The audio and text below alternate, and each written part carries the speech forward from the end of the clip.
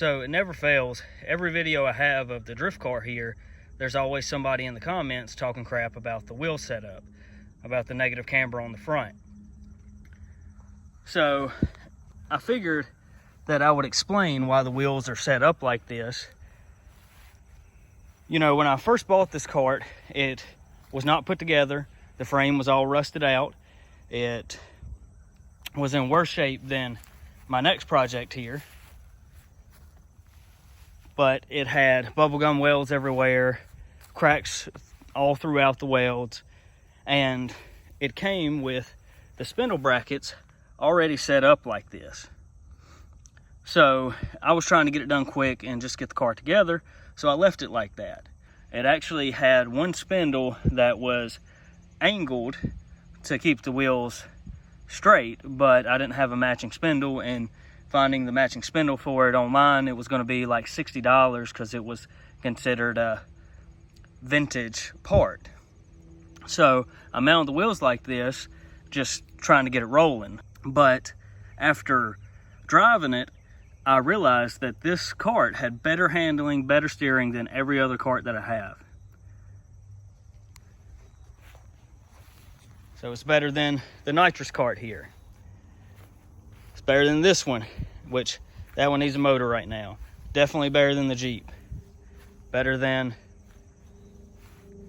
these two here. And every single one of these have neutral camber on the front. Now, it's worth mentioning that none of these are as low as the drift kart here. And none of them are quite as light as the drift kart. But every one of them, they have knobby tires. So quite a bit more grip than the slicks that I run on this one. But I started looking into it and trying to figure out, you know, why it was so much better than the rest. And if you look at professional drifters, professional drift cars, all of them run negative camber on the front.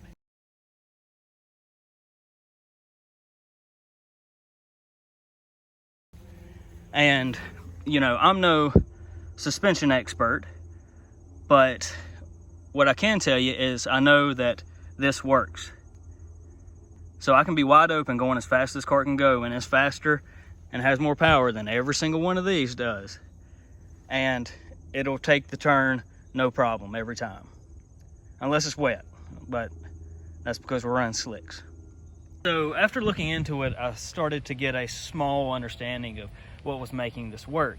And I've got two perspectives to kind of elaborate on of what's making this work.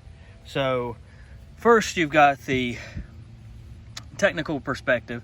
You know, the pro drifters, they set up the negative angle like this because once they get into a turn, you know, there's some flex in the suspension and in the frame, and it forces this leading tire into the ground, and that tire starts to kind of roll over and flatten out in the turn. So this smaller contact patch turns into a larger contact patch. Now, this kart has a solid suspension, but there's still some flex in the frame, and there's some flex here where everything bolts together. So it's very small, but there's still some movement in the tire there, so it can flex if it needs to. And then from a kind of real world perspective, an example I can think of is when you run. So do you run with your feet flat on the ground, or do you arch your foot up and push off with your toe?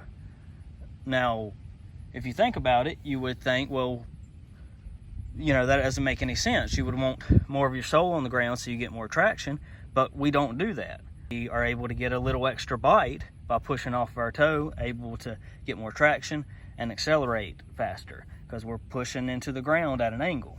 And we can look at this tire and rim the same way.